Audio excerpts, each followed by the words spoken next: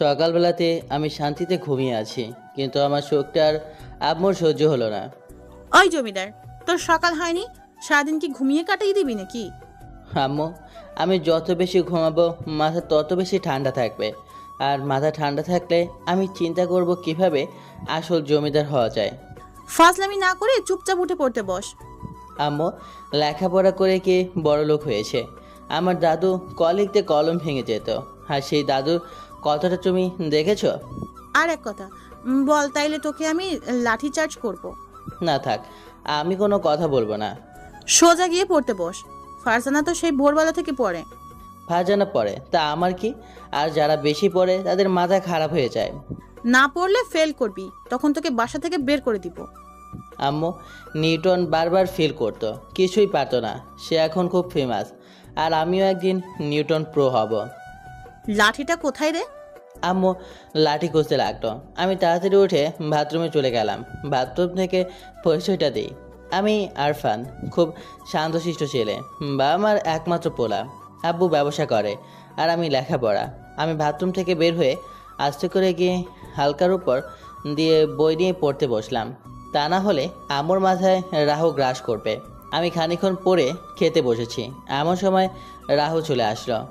খালাম্মু, আম্মু তোমার জন্যই মিষ্টি পাঠিয়েছে। ও ফারজানা, তা কিসের মিষ্টি? রাহুটা হলো ফারজানা, আমাদের বাসার পাশে ফারজানার বাসা। ফারজানার আব্বু আর আমার আব্বু একসাথে ব্যবসা করে। আমি চূড়ান্ত মডেলে পরীক্ষা পাশ করেছি। খাইছে রে, আজ আমি শেষ। তোদের তো রেজাল্ট দিবে না বলেছিল, রেজাল্ট নাকি ব্যান হয়ে গেছে। কে বলেছে খালাম্মু? আরফান বলল যে। সব মিথ্যে কথা বলেছে। আম্মু আমার দিকে রাগী লোক নিয়ে তাকালো, চোখ মোটা করে। ফারজানা যা বলছে তা কি সত্যি? না আম্মু, সব একদম ডাহা মিশা কথা। ওই সেমরি হলো রাহু, ও সবার মাথায় ভর করে সবাইকে গ্রাস করে নেয়। ওর কথা একদম বিশ্বাস করো না আম্মু। খালাম্মু, আমার কথা বিশ্বাস করতে হবে না, তুমি স্যারের কাছে ফোন দিয়ে শুনে নাও। ওই সেমরি, তুই আমার বাসায় এসে উল্টোপাল্টা করছিস কেন? তোর সমস্যা কি? আমাকে হুমকি দিচ্ছিস? তোর মতো কুতিকে আমি হুমকি দেব কেন? কি রে আরফান, সত্যি করে বল তো, তুই পাশ করেছিস তো? খালাম্মু পাশ করেছে, তবে কোনো বিষয়ে 40-এর উপরে পাইনি। আম্মু আমার দিকে রাগীভাবে তাকালো। তোকে আর লেখাপড়া করতে হবে না। আম্মুর ভাষণ চলতে থাকলো, তাই আমি তাড়াতাড়ি ব্যাগ নিয়ে কলেজে চলে গেলাম। আমি রাস্তা ধার দিয়ে কলেজে যাচ্ছি, এমন সময় পেছন থেকে ডাক দিল। এই ছামড়া, কেমন বকুনি দিল? তোর তো লজ্জার ভাগ একটু কম আছে, এত বলি তাও আবার আমার বাসায় গিয়ে বাস দিস। মুখ সামলে কথা বল, আমি তোর সিনিয়র। জুনিয়র জুনিয়র মতো থাক, বেশি ঝামেলা করলে না এমনটাই হবে। ওরে আমার সিনিয়র রে, কয়দিনের বড় তুই? আমি তোর থেকে 23 ঘন্টার বড়, সুতরাং তোর আগে আমি হয়েছি, আর আমি তোর সিনিয়র। আপনি বলে রাখবি। উলি বাবালে, আমি সেদিনই তোকে আপনি বলবো যেদিন তোর বাবার মাথায় চুল গজাবে। ফারজানার বাপ টাক্কো। এ কথা বলতেই ফারজানা আমার দিকে রেগে তাকালো। তুই আমার সাথে কথা বলবি না। আমি কি তোর বাড়ি যাই, গিয়ে বলি ওগো আমার সাথে কথা বলো, তা না হলে আমি বাঁচবো না। তুই তো আমার বাসায় এসে আমার আম্মুর মাথা খাস আর আমাকে বিপদে ফেলিস। আমি পাচালে তাড়াতাড়ি কলেজে চলে গেলাম। আমার বাসা থেকে কলেজ 10 মিনিটের পথ, সেই জন্য হেঁটে যাই। কলেজে গিয়ে দেখি আমার বেস্ট বান্ধবী রিয়া বসে আছে। রিয়া আবার ফারজানারও বান্ধবী, কিন্তু আমার সাথে খুব ফ্রি, আমার ক্রাশও বলা যায়। দোস্ত, কেমন আছিস? এই তো ভালো।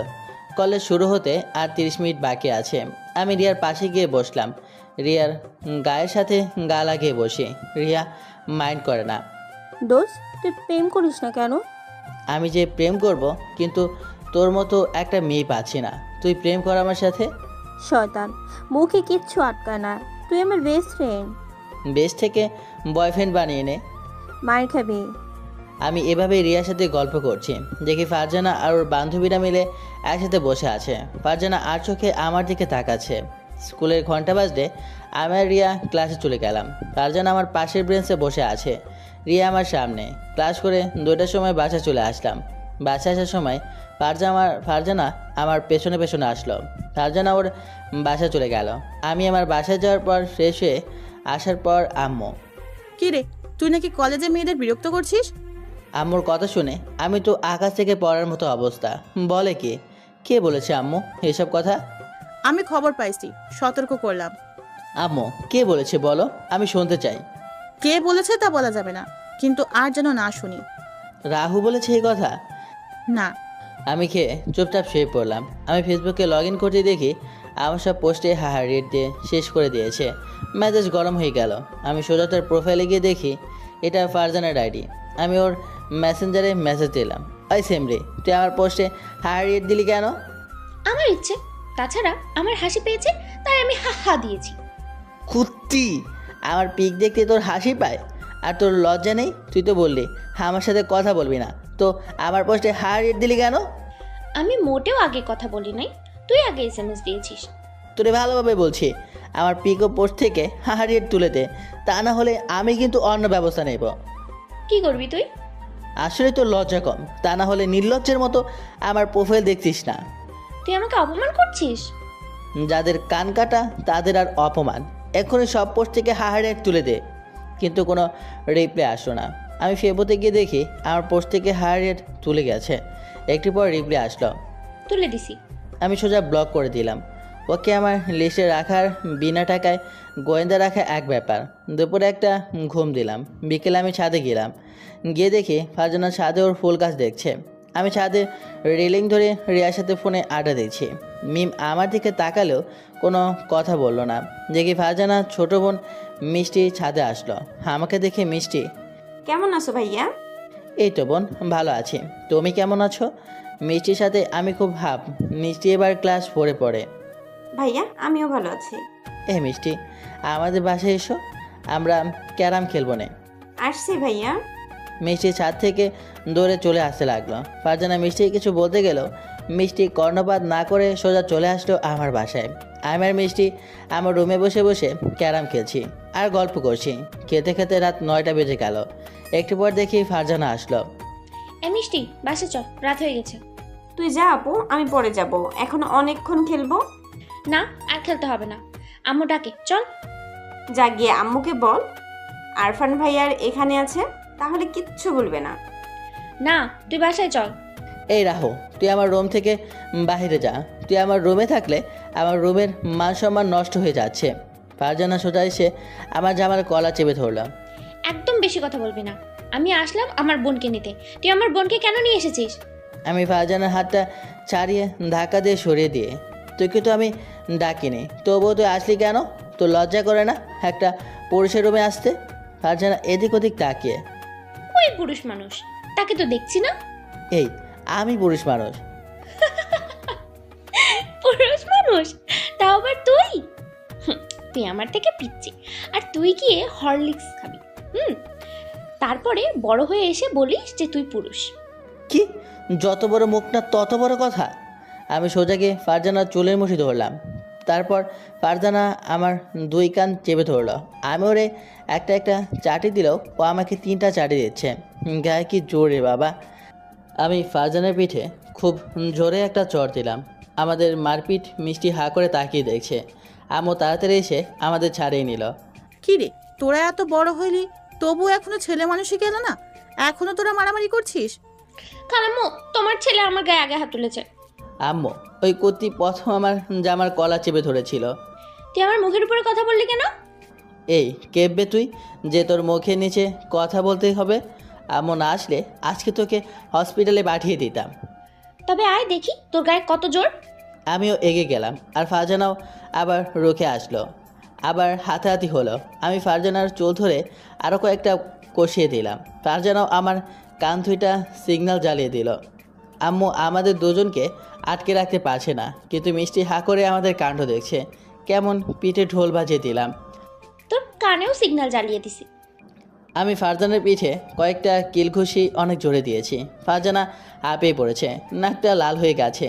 তোরা কি এখনো ছোট যে মারপিট করছিস? এই ফারজানা, চল তোদের বাসায় নিয়ে আসি। তোকে দেখে নেব, দেখবো, সুযোগ পাই আবার দেব একদম। আম্মু ফারজানাকে তাড়াতাড়ি নিয়ে চলে গেল। আহ, গায়ে কি জোর! এত জোর আসে কোথা থেকে? আমার কান দুইটা জ্বলে যাচ্ছে। আমিও কয়েকটা দিয়েছি। সহ্য কর তুই। আম্মু ফারজানাকে বাসায় দিয়ে এসে, তুই কি এখনো বাচ্চা যে মারপিট করছিস? ওই শাকচুন্নি তো প্রথম আমাকে অ্যাটাক করেছে। ওর পিঠে দাগ কেটে গেছে। ঠিক হয়েছে আমার সাথে পাঙ্গা নিশে আসা। কি হয়েছে? কানে ব্যথা, আমার কান লাল করে দিছে। তোরা আর বড় হবি না, চল খেয়ে নে। আমি খেয়ে দিয়ে শুয়ে পড়লাম। সমস্ত গায়ে আর কানে ব্যথা। পরদিন সকালে সকালে ঘুম থেকে উঠেই আউচ, সমস্ত গায়ে ব্যথা। শয়তানি সেমরিটার গায়ে কি জোর, আমার মাথা ব্যথা করছে। কান দুইটা মনে হয় ওর টাক্কু বাবার সম্পত্তি, যে ইচ্ছে মতো মালিশ করে দিয়েছে। সেইরকম আমিও সাইজ করে দিয়েছি। আমি সকালে উঠে ফ্রেশ হয়ে নাস্তা করে কলেজে গেলাম। ক্যাম্পাসে ঢুকবার সময় রিয়ার সাথে দেখা। হে আরফান, কি অবস্থা? আর কইস না দোস্ত, রিয়া আমার দিকে ভালোভাবে তাকালো। ওই, তোর কান লাল কেন? আর তোর মুখে চোখে খামচানোর দাগ কেন? কার সাথে মারপিট করেছিস? আর কইস না, একটা মেচি বিড়াল, একটা না খেকো শকুন আমার উপর আক্রমণ করেছে। পেছনে তাকিয়ে দেখে ফারজানা আমার দিকে তাকিয়ে ফুলছে। বলিস কি, দেশে তো এখন শকুন নেই। Shut up! যা মুখে আসছে তাই বলছিস। আমাকে কি মাংনা পেয়েছিস? তুই আর কেবে? তুই যে, তোকে সম্মান দিয়ে কথা বলতে হবে। তোর সাইজ তো হোটেলের সাবানের মতো চুপসে গেছে। মুখ সামলে কথা বলিস। আমি শকুন? না, তুই হইলি শকুন প্রো, শুধু ডানা নেই, থাকলে পুরো শকুন। পাবলিক প্লেসে কিছু বললাম না। আমি তোর মতো নিচু না। যা যা, রাস্তা মাপ ডাইনি। আমি আর রিয়া চলে আসলাম। আমি আমার বন্ধুদের সাথে বসে আড্ডা দিচ্ছি। ফারজানা, রিয়া আর তাদের কিছু বান্ধবীরা এক জায়গায় বসে আছে। ঘন্টা দিলে আমরা ক্লাসে যাই। ক্লাস করে টিফিনে বসে আছি, এমন সময় রিয়া আসে। তুই আর ফারজানা কালকে মারপিট করেছিস কেন? তুই দালালি করতে আসছিস? রিয়া আমার পাশে বসলো। কুত্তা, আমাকে দালাল বলছিস কেন? ফারজানার গায়ে গায়ে সব ব্যথা, ওকে এত জোরে মারছিস কেন? বলি বাবালে বাবা, ওই শাকচুন্নি আমার উপর আক্রমণ করেছে, আর আমি ছেড়ে দেব? তোর আর ভালো হবি না। তুই আমার সাথে থাকলে আমি খুব ভালো হয়ে যাব। তোর সব কথা শুনে চলবো। আমি কিন্তু তোর কান টেনে গণেশের মতো লম্বা করে দিব। তুই আমার বেস্ট ফ্রেন্ড, বুঝলি? এর বাইরে যেন না যাই। আর সামনে পরীক্ষায় একটু মন দিয়ে পড়। তোর মনটা দে, আমি পরে মুখস্থ করে নেব। তোর মায়েরই দরকার। এটা বলে রিয়া চলে গেল। আমি আর বাকি কয়েকটা ক্লাস করে বাসায় যাচ্ছি। ফারজানাও তার বান্ধবীদের সাথে বাসায় যাচ্ছে। ওকে দেখে আমার মাথায় দুষ্টবুদ্ধি চাপ দিল। আমি ওকে শুনে শুনে বলতে লাগলাম, হে মা, আমার গায়ে এত জোর, কালকে একটা শৌখিনীকে এত সুন্দর করে মার দিলাম যে হাঁটতে পারছে না। চোরের মুড়িটা এমনভাবে ধরেছিলাম যে আর একটু জোরে টান দিলে টাকলু ময়নুলের মতো হয়ে যেত। ফারজানার আব্বুর নাম ময়নুল, টাক্কু, তাই আমি টাক্কু ময়নুল বলি। কিন্তু আমার তো আবার দয়ের শরীর, তাই মাফ করে দিলাম। ফারজানা আমার দিকে এগিয়ে আসতে লাগলো। আমি দ্রুত গতিতে চলতে লাগলাম। হারামজাদা, কথাগুলো দাঁড়িয়ে বল দেখি তোর সাহস। তোর মুখ আমি ভেঙে দেব। হয় শাকচন্নি, সাহস থাকলে ধরে দেখ। খুব দ্রুতই হাঁটছি আর বলছি, চুলওয়ালা লোকের ব্যাটা কথাগুলো তুই দাঁড়িয়ে বল। আমি দাঁড়ালাম। আয় দেখি তোর কেমন ক্ষমতা। ফারজানা আমার দিকে এগিয়ে আসলো। আমার সামনে আসতেই মাটি থেকে এক মুঠি বালু তুলে ফারজানার সুন্দর চুলে দিয়ে দিলাম। দিয়েই হুসেন বোল্টের বেগে দৌড় দিয়ে বাসায় চলে আসলাম। শুনতে পেলাম ফারজানা কিছু মিষ্টি মিষ্টি ভাষায় গালিগালাজ করছে। তোকে দেখে নেব। একদরে বাসায় চলে আসলাম। হাঁপিয়ে গেছি। আমাকে হাঁপাতে দেখে আম্মু বলল, কি রে, হাঁপাচ্ছিস কেন? কি হয়েছে? আর বলো না আম্মু, একটা কুকুর তাড়া দিছে। কুকুর তোকে তাড়ালো কেন? কি করেছিল তুই? জানোই তো, ভালো মানুষের শত্রু বেশি। কি কথা আর কি উত্তর দিচ্ছিস? কিছু না, ক্ষুধা লাগে, ভাত দাও। আমি খেয়ে দিয়ে শুয়ে পড়লাম। ফেসবুকে যেতেই দেখি রিয়া লাইনে আছে। রিয়া, কি করিস তুই জানেমান? ফাজিল, আমার সাথে মস্করা করিস? জানিমান মানে কি? হ্যাঁ, আমি তোর সাথে মস্করা করব না তো কার সাথে করব? চুপ, বেশি কথা বলবি না। ওই, আমার আর ভালো লাগছে না রে সিঙ্গেল থাকতে। প্লিজ ডাবল করে দে। আয়নার সামনে গিয়ে দাঁড়া, ডাবল হয়ে যাবে। থুর, আমার একটা গার্লফ্রেন্ড খুঁজে দে তোর মতো। আচ্ছা, বিকালে ডাউনলোড করে দিয়ে দেব। বাইরে থেকে আব্বু আমাকে ডাকলো। আমি আব্বুর কাছে সামনে গিয়ে, আরফান, এই ফাইলগুলো মইনুলের কাছে থেকে সিগনেচার করিয়ে নিয়ে এসো, যাও। ফারজানার আব্বু। সর্বনাশ, আমি তো ফারজানাদের বাসায় গেলে ফারজানা মিসাইল ছুড়ে দেবে আমার ওপর। আমি ফারজানার সুন্দর চুলে বালু দিয়ে দিয়েছি। আব্বু, আমাকে যেতে হবে? হ্যাঁ, গিয়ে দিয়ে এসো। এত আর বেশি দূরে নয়, রাস্তার এপাশ আর ওপাশ। না, আসলে আমি পড়তেছিলাম। আমার না অনেক পড়া আছে। বাপ্পা, ভূতের মুখে রাম নাম। যা, এক্ষুনি গিয়ে দিয়ে আয়। আম্মু, তুমি একটু যাও না প্লিজ। কেন, তোর যেতে সমস্যা কি? ওদের বাসায় একটা কুত্তি আছে, আমি কলেজ থেকে আসবার সময় লেলিয়ে দিয়ে এসেছি। তার মানে তুই ফারজানাকে রাগিয়ে দিয়ে এসেছিস? না না, আমি কিছু করিনি। চুপচাপ গিয়ে দিয়ে আসবি, ব্যাস। ধুর, ভাল লাগে না। আমি ফাইলগুলো নিয়ে জমের দুয়ারে পা বাড়ালাম। আমি ফারজানাদের বাসার সামনে গিয়ে কলিং বেল বাজালাম। আন্টি খুলে দিল। আরফান, কেমন আছো? ভেতরে এসো। না আন্টি, আমি যাব না। এই ফাইলগুলো আঙ্কেলের কাছে দিন, সিগনেচার করিয়ে তারপর মিষ্টিকে দিয়ে আসতে বলেন। তোমার আঙ্কেল বাসায় আছে, তুমি এসো এক্ষুনি, সিগনেচার করে দিচ্ছে। আন্টি আমাকে জোর করে নিয়ে গেল। আমি শুধু দেখছি ফারজানা কোথায়। আমাকে দেখলেই তো খেপে যাবে। আমি ফাইলগুলো নিয়ে আঙ্কেলের রুমে গেলাম, দিয়ে বাইরে আসি। আর পেছন থেকে কেউ আমাকে একটা গামছা দিয়ে আটকে টেনে সোজা গ্রিলের সাথে বেঁধে দিল। তাকে দেখি ফারজানা। এ রে, কাজটা করেছে। ওই, এটা কি করলি? দেখ এবার কি করি। ফারজানা একটা বাস্কেট নিয়ে এসে আমার মাথায় ঢেলে দিল। তার ভেতরে পচা আলু, পচা টমেটো, শাকসবজির অস্তিষ্ঠ অংশ সব আমার মাথায় আর সমস্ত গায়ে দিয়ে দিল। এই করতে কী করলে এটা? তোকে আমি ছাড়বো না।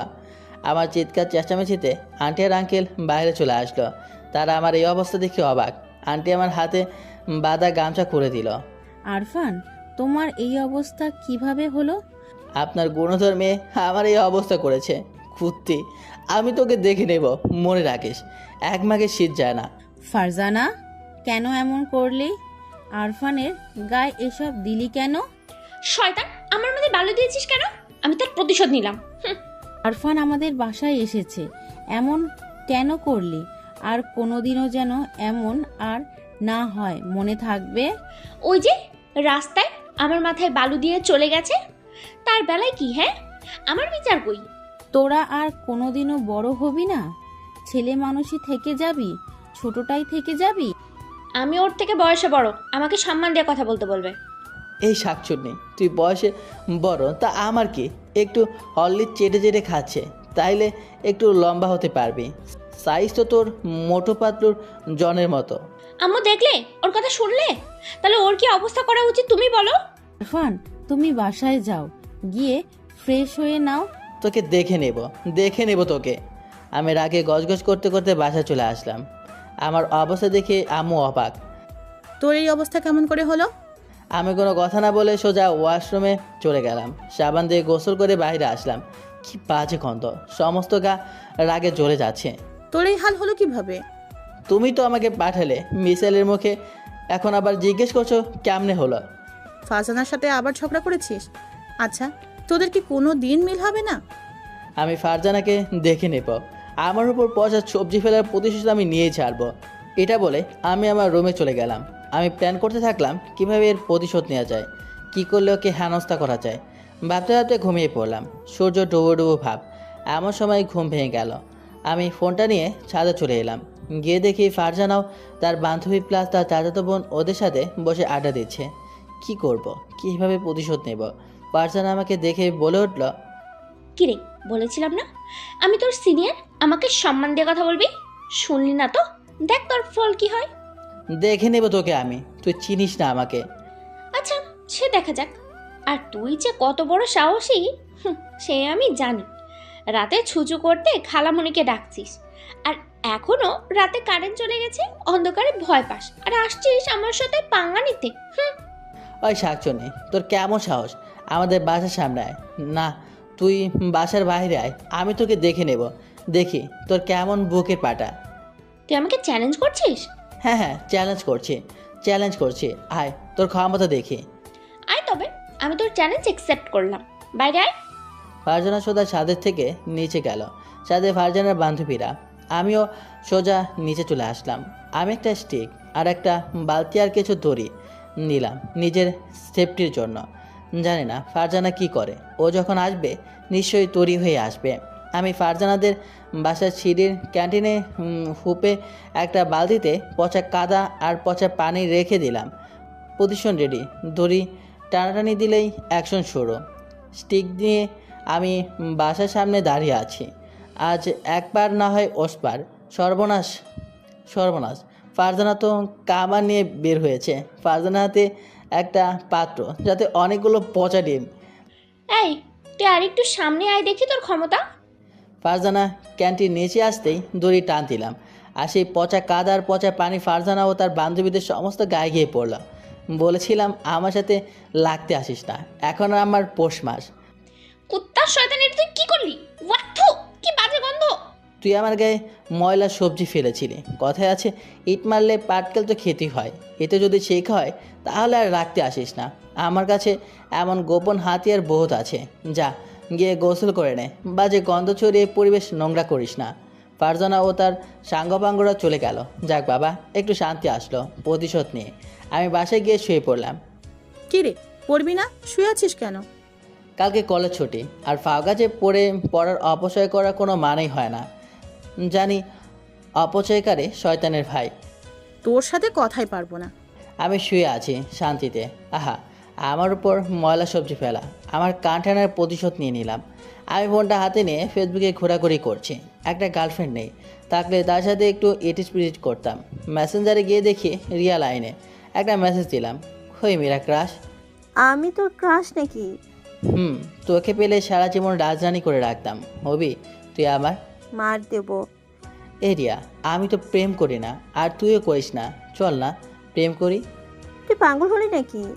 তোর ওই মায়াবী চেহারাতে আমি পাগল হয়ে গেছি। আচ্ছা, আমার সাথে প্রেম করতে অসুবিধা কি তোর? রাত হয়েছে, ঘুমা। বেশি রাত জাগিস না, শরীর খারাপ করবে। রিয়া অফলাইন হয়ে গেল। আমি ডাটা অফ করে ঘুমিয়ে পড়লাম। সকালে ঘুম ভাঙলে বাইরে গিয়ে দেখি ফারজানা, ওর আব্বু, আম্মু, মিষ্টি সবাই বসে আছে। ওরা যা বললো তা শুনে আমার তো লাড্ডু ফুটছে। সকালে ঘুম থেকে উঠে বাইরে এসে দেখি ফারজানা ও তার পরিবারের সবাই বসে আছে। এত সকালে কী জন্য বসে আছে তা জিজ্ঞেস করলে, আসলে মইনুল ব্যবসার জন্য একটি দেশের বাইরে যাবে। এটা একটা ট্যুর, কিন্তু ফারজানার পরীক্ষার জন্য আমাদের বাসায় ফারজানা কয়েকদিন থাকবে। না, আমি হোস্টেলে থাকবো, কিন্তু আমি ওর সাথে থাকবো না। আমি তো ওকে সুযোগ পেলে খুন করে ফেলবো। আমার পায়ে পচা কাদা ফেলার মজা আমি না বুঝিয়ে দেবো। তোর এখনও তো আঙ্কেল হয়নি, আমার সাথে লাগতে আসলে খবর করে ছেড়ে দেব। আফরান, ফারজানা আমাদের বাসায় যে কয়দিন থাকবে, যদি ওর সাথে কোনো বেয়াদবি করিস তাহলে আমার হাত কিন্তু কথা বলবে। কথাটা সিরিয়াসলি নিস। আরফান, কয়েকটা দিন একটু ঝগড়া করিস না। ফারজানা, তুই যেন কোনো ঝগড়া করিস না। ওরে বলে দাও যেন আমার নামে কোনো কথা না বলে। আরফান, কিছু বললে আমাকে বলবা, তারপর আমি সবকিছু ঠিক করে দিব। তুই তাহলে আমার সামনে আসবি না। মইনুল ভাইয়া, আপনারা যান, আমি তো এদের সামনে নিব। অতএব তারা চলে গেল শাকচুনিকে রেখে। হে হে, আমার সাথে লাগতে আসলে আমি সাইজ করে ছেড়ে দেব। আমি তো সুযোগ খুঁজি কীভাবে ফারজানাকে হেনস্থা করা যায়। সকালে খেয়ে চলে গেলাম আটা দিতে। আমি দুপুরে বাড়ি আসলাম, গোসল করে শুয়ে আছি। রিয়াকে ফোন দিলাম। ও রিয়া, কী করিস? শুয়ে আছি। তুই? এই তো আমিও শুয়ে আছি। আজকে কলেজ বন্ধ, তাই তোকে দেখি নাই, সেজন্য ফোন দিলাম। তোর সাথে কথা না বললে আমার কেমন কেমন লাগে। খাইছিস দুপুরে? না, তুই? কি, এত বেলা হয়ে গেছে আর তুই খাসনি কেন? খেয়ে নে, না খেলে শরীর খারাপ করবে। আমাকে এত কেয়ার করিস, তা বলিস না কেন যে তুইও আমার মতো ভালোবাসিস? কেন, ভালো না বেশি কি খোঁজ নেওয়া যাবে না? আর তার সাথে তুই আমার বেস্ট ফ্রেন্ড। ভালোবেসেই দেখ, আমি খুব সুখে রাখতাম তোকে। কথা না বলে গিয়ে খেয়ে নে। এটা বলে দিয়ে ফোনটা কেটে দিল। ক্ষুধাও লাগছে, তাই খেতে চলে গেলাম। আমি আম্মুকে বললাম, আম্মু ক্ষুধা পেয়েছে, খেতে দাও। টেবিলে দেওয়া আছে, খেয়ে নে। একটু আমার মাথা ব্যথা করছে, আমি শুয়ে পড়লাম। খুব ব্যথা করছে নাকি আম্মু? আরে পাগল না, একটু শুলে ঠিক হয়ে যাবে। তুই গিয়ে খেয়ে নে। আমি গিয়ে ভাত নিয়ে গোস্ত দিয়ে মাকে গালে দিলাম। কি ঝাল, খুব ঝাল লাগছে, সহ্য করতে পারছি না। গোস্তে এত ঝাল আসলে কীভাবে? পানি খাচ্ছি, তাও কাজ হচ্ছে না। প্রচণ্ড ঝাল, মাথা ব্যথা করছে, চোখ দিয়ে পানি চলে আসছে ঝালের কারণে। দেখি ফারজানা দরজার গায়ে হেলান দিয়ে হাসতেছে। পচা কাদা আমার গায়ে আর দিবি? তার মানে এই কাজটা ফারজানা ওই গোস্তের ঝাল দিয়েছে। আমি জাল সহ্য করতে পারছি না, পাগলের মতো লাফালাফি করছি। ফারজানা হাসতেছে, প্রচণ্ড রাগ হলো। ঝাল সহ্য করতে না পেরে আমি সোজা গিয়ে ফারজানার ছোটের সাথে নিজের ছোট এক করে দিলাম। ঝালের কারণে নিজের ওপর নিজেরই কোনো কন্ট্রোল নাই। আমি ফারজানার মুখ চেপে ধরে ফারজানার ছোটের সাথে চলতে লাগলাম। ঝালের কারণে মাথা ব্যথা করছে। প্রায় 2 মিনিট পর ছেড়ে দিলাম। এটা আমি কি করলাম? তবে আর ঝাল লাগছে না। ফারজানা তো মাথা নিচু করে আছে। এই 2 মিনিট কি হয়ে গেল আমি বিশ্বাস করতে পারছি না। আমি সোজা আমার রুমে গিয়ে দরজা লাগিয়ে দিয়ে ভাবতে লাগলাম, আমি এটা কি করলাম? নিজের উপর নিয়ন্ত্রণ করতে পারলাম না। আমি ঝাল সহ্য করতে পারি না। ঝালের কারণে আমি আমার নিয়ন্ত্রণ হারিয়ে ফেলেছি। আমি তো এটা করতে চাইনি। কি হয়ে গেল? ফারজানাকে কেন কিস করলাম? এবার ওর সামনে মুখ দেখাও কিভাবে? আর ফারজানা যদি সবার সাথে বলে দেয় তাহলে সবাই আমাকে খারাপ ভাববে। ওহ, কি করলাম এটা আমি তো ফারজানার সামনে যেতেও লজ্জা পাবো। আমি ফারজানাও যে কি মনে করেছে কে জানে। আমি কি ফারজানাকে গিয়ে সরি বলবো? যাই গিয়ে মাপ চেয়ে নিই। এই কাজটা তো করা উচিত হয়নি। আমি ফারজানার রুমে দিকে গেলাম। গিয়ে দেখি ফারজানা বালিশে মুখ গুজে কান্না করছে। ফারজানা হয়তো খুব কষ্ট পেয়েছে। আমি ফারজানার পেছনে গিয়ে দাঁড়ালাম। দেখ ফারজানা, যেটা হয়েছে সেটা একটা অ্যাক্সিডেন্ট। প্লিজ মাফ করে দিস। আমি এমনটা করতে চাইনি। আমি ঝাল সহ্য করতে পারি না, তার জন্য এমনটা করে ফেলেছি। চাইলে তুই আমাকে থাপ্পড় দিতে পারিস, তবুও প্লিজ কারোর সাথে বলিস না। ফারজানা ফোপিয়ে কান্না করছে। যতই হোক বাঙালি নারী লজ্জা তার ভূষণ। দেখ, যেটা হয়েছে সেটা ভুলে যা, আমাকে ক্ষমা করে দে। ফারজানা ওঠে সোজা আমার গালে ঠাস ঠাস করে 4-5টা চড় মারলো। আরও 10টা থাপ্পড় দে। তোর যতক্ষণ ইচ্ছা আমাকে মার, তবুও ক্ষমা করে দে। আর কারোর সাথে বলিস না। আমার সাথে তুই এটা কি করলি? তোকে আমি কোনোদিন ক্ষমা করব না। তুই এটা ইচ্ছে করে করেছিস। বিশ্বাস কর, আমি ইচ্ছে করে করি নাই। আমি ঝাল সহ্য করতে পারি না। ঝালের কারণে আমি নিজের উপর কন্ট্রোল হারিয়ে এটা করে ফেলেছি। প্লিজ মাফ করে দে, আর কাউকে বলিস না। চলে যা আমার সামনে থেকে। আমি তোর মুখ দেখতেই চাই না। তুই এটা ইচ্ছে করে করেছিস। তুই আমার সামনে আসিস না। যদি তোর সামনে না আসি তাহলে তুই মাফ করে দিবি, আর কারোর সাথে কিছু বলবি না তো? চলে যা আমার সামনে থেকে। আসিস না কোনোদিন আমার সামনে। আমাকে একা থাকতে দে। তুই তাহলে আমাকে মাফ করে দিয়েছিস তো বল? দূর হয়ে যা আমার সামনে থেকে। আসিস না আমার সামনে প্লিজ। ক্ষমা করে দিস। আমি অমনটা করতে চাইনি। আমি সোজা ছাদে চলে এলাম। ক্ষেত থেকে কী হয়ে গেল? আমি তো এটা করতে চাইনি। এটাই নিয়তি। যাই হোক, আমি ফারজানাকে বিরক্ত করব না। এমনিতে দেখি কান্না করছে। এসব ভাবতে ভাবতে সন্দেহ হয়ে গেছে। ধুর, কেন যে কিছুটা করতে গেছি। আর আমারও বা কী দোষ ছিল? আমি ঝাল সহ্য করতে পারি না। প্রচণ্ড ঝালের কারণে কন্ট্রোল হারিয়ে গেছে আমার নিজের ওপর থেকে। আজ এটা হয়ে গেল, তা থেকে ফারজানা আমাকে অন্য চোখে দেখবে। রাতে না খেয়ে শুয়ে পড়লাম। দুপুরে সেই ঘটনার পর থেকে সব কিছু উল্টাপাল্টা হয়ে গেছে। ভেতরটা তিলে তিলে শেষ হয়ে যাচ্ছে। আমি খুব তাড়াতাড়ি উঠে কলেজে চলে গেলাম। কলেজে গিয়ে ক্যাম্পাসের একদম সাইডে বসে আছি। আশেপাশে কেউ নাই। কালকের ঘটনাটি আমার জীবনকে এলোমেলো করে দিল। আমি ছোট থেকে ফারজানার সাথে ঝগড়া করেছি, কিন্তু কখনো কোনো অশ্লীল কাজ বা কোনো কটু কথা বলি নাই। ফারজানা আমাকে ওর সামনে যেতে নিষেধ করেছে, আর আমিও কিভাবে যাব ওর সামনে? কোন মুখ নিয়ে যাব? মন খারাপ করে বসে আছে। পেছন থেকে রিয়া বলল, তুই এখানে বসে আছিস কেন? মন খারাপ নাকি তোর? না কিছু না। কিছু তো একটা হয়েছে, বল আমার সাথে। আমি তো তোর বেস্ট ফ্রেন্ড, আমাকে বল। আমার ভালো লাগছে না, তাই আমি উঠে ক্লাসে চলে গেলাম। রিয়া আমার এমন কাজের জন্য অবাক হয়ে গেছে। রিয়া আমার পেছনে পেছনে আসতে লাগলো। আমি ক্লাসে গিয়ে বসলাম। রিয়া আমার পাশে বসে। আরফান, কি হয়েছে বল? আমার সাথে কথা বলছিস না কেন? ভালো লাগছে না, প্লিজ বিরক্ত করিস না। আমি তোকে ভালোবাসি না, তাই আমাকে অ্যাভয়েড করছিস? আরে না, এমনি আমার মন খারাপ। না তো, তুই মিথ্যা কথা বলছিস। স্যার, ভাল লাগছে না, বাসায় যাব। আমি বাসায় চলে আসলাম। আসার সময় দেখে ফারজানা কলেজে যাচ্ছে। আমি ওকে দেখে অন্নপর দিয়ে আসলাম। কি করব? 2 মিনিটের কাজের জন্য আমার সব কিছু এলোমেলো হয়ে গেছে। আমার বাসায় আসার পর আম্মু জিজ্ঞেস করলেন, কি রে, এখন বাসায় আসলি কেন? কলেজ করলি না? ভালো লাগছে না, তাই চলে আসলাম। আমি আর কোনো কথা না বলে রুমে চলে আসলাম। রুমের দরজা বন্ধ করে শুয়ে আছি। আচ্ছা, আমি তো কোনো জায়গা খাইনি, তাহলে এত কষ্ট পাচ্ছি কেন? ফারজানার সামনে যেতে আমার লজ্জা লাগছে কেন? কি করব? আমি কি আপাতত বাসা থেকে চলে যাব? কিন্তু বাসা থেকে চলে গিয়ে আম্মুকে ছেড়ে তো থাকতেও পারবো না। কালকে সারা রাত ঘুমাই নেই, হালকা ঘুম আসলো। আমি ঘুমিয়ে পড়লাম। ঘুম থেকে উঠে দেখি 3টা বাজে। আমি গোসল করে কিছু খেয়ে নিলাম। ফারজানা তাহলে নিশ্চয়ই কলেজ থেকে বাসায় এসেছে। আমি ছাদে গিয়ে বসে আছি, নির্বাক নয়নে তাকিয়ে আছি আকাশ প্রাণে। আচমকা কেউ ছাদে আসলো, তাকে দেখি ফারজানা ছাদে আসলো। আমি মাথা নিচু করে ফারজানার সামনে থেকে চলে আসলাম। পেছনে তাকানোর মতো সম্মানটুকু হারিয়ে ফেলেছি। আমি রুমে গিয়ে বসে আছি, দেখি রিয়া অনেকগুলো মিস কল দিয়েছে। আবার রিয়া ফোন দিল। ওই আরফান, কি হয়েছে তোর? কলেজ থেকে এভাবে চলে আসলি যে? কি হয়েছে বল আমাকে। অ্যাভয়েড করে চলছিস কেন? আসলে আমার শরীরটা খারাপ করছিল, তাই চলে আসি। তা আমাকে বলে গেলি না কেন যে তোর শরীর খারাপ লাগছে? খেয়াল ছিল না, রাখছি রে। এটা বলে ফোনটা কেটে দিলাম। সন্ধ্যায় আমি রুমে বসে আছি, বই খুলে। তা না হলে আম্মু কথা শুনতে হবে। আম্মু আমাকে খেতে ডাকে, আমি পরে খাবো। না, তুই এখন আয়, তা না হলে একসাথে আসলে ঝগড়া করবি। তার মানে ফারজানা নেই। আমি খেতে গেলাম, ভাত কিছুটা খেলাম, দেখি ফারজানা আসে খেতে। ফারজানা আসতেই আমি প্লেটে হাত ধুয়ে চলে আসলাম। আমার এমন কাজের জন্য আম্মু জিজ্ঞেস করলো, কি রে, সম্পূর্ণ খেলি না কেন? ক্ষুধা নেই তাই। আসলে ফারজানা চলে এসেছে, তাই ফারজানার সামনে আমার থাকতে লজ্জা করছে। কোন মুখে থাকবো ফারজানার সামনে? আমার চলে আসা দেখে ফারজানা কিছুটা হলেও অবাক হয়েছে। আমি রুমে শুয়ে আছি, পুরাতন কথা ভাবতে ভাবতে ঘুমিয়ে পড়লাম। সকালে ঘুম ভাঙতেই আমি ফ্রেশ হয়ে নিয়ে কলেজের জন্য রওনা দিলাম। খেয়ে যা। না, এসে খাবো।